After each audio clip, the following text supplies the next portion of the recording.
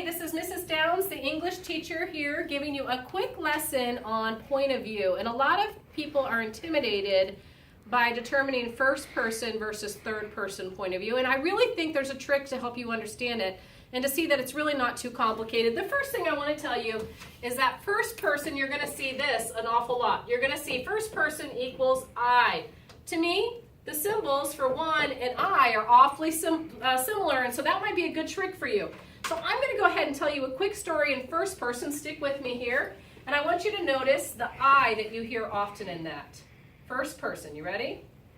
I walked into the room, I saw a stool.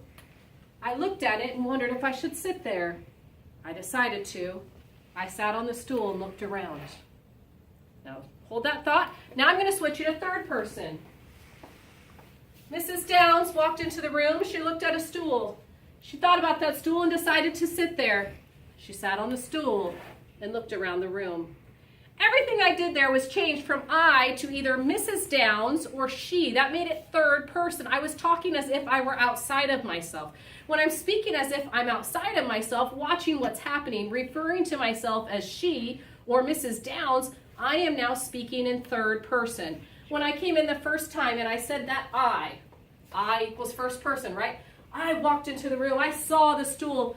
That was first person because I was referring to myself from within myself. First person, I'm right here. I'm talking about it from my own perspective, my own point of view.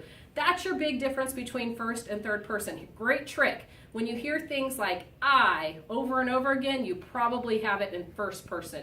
If you hear words like Mrs. Downs, she, the person's name over and over again, you're probably looking at third person point of view.